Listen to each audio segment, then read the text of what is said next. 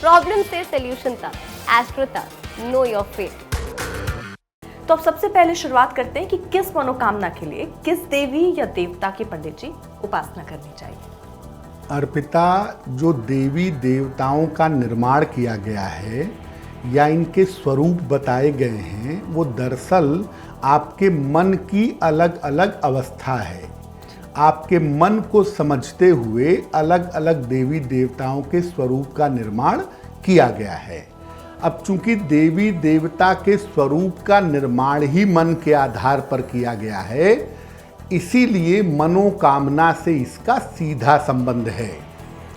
लोगों के जीवन में तमाम तरह की बाधाएं आती हैं।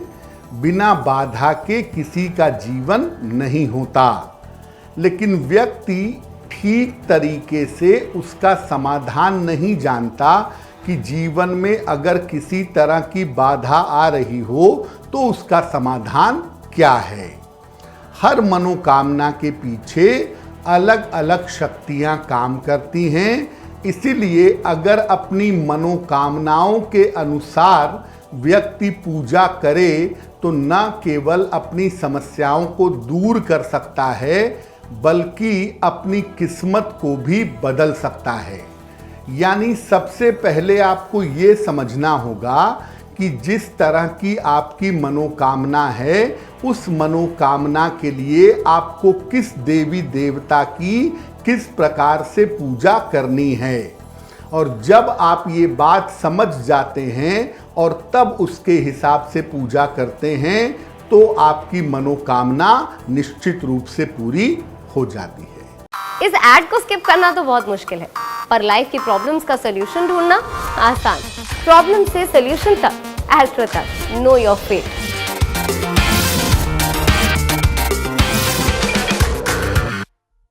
तो पंडित जी, आपने कहा कि आपकी जो मनोकामनाएं हैं उस हिसाब से आपके अलग अलग भगवान हो सकते हैं जिनकी आराधना आपको करनी चाहिए। लेकिन बहुत सारे लोग हैं जो हर मनोकामना के लिए शिव जी के ही पास जाते हैं, हर मनोकामना पूरी करने के लिए गणेश भगवान के पास या लक्ष्मी माता के पास।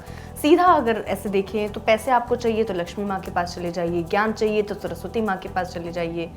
क्या इस तरीके से ही, और कैसे पता चलेगा कि हमारी मनोकामना के हिसाब से कौन से भगवान है जिनके पास हमें जाना चाहिए? जो बात आप कह रही हैं, दरअसल वो आपके मन की अवस्था के हिसाब से है। जैसे आपने कहा कि ज्ञान चाहिए तो माँ सरस्वती की पूजा करिए, तो हमने ज्ञान का स्वरूप बना दिया माता सरस्वती को, हमने शक्ति का स्वरूप बना दिया माँ दुर्गा को, हमने भक्ति का स्वरूप बना दिया हनुमान जी को। तो जिस तरह की हमारी मन की स्थितियां हैं, उसी के हिसाब से देवी देवताओं का हमने निर्माण किया है और उसी तरह के देवी देवता की पूजा हम करते हैं।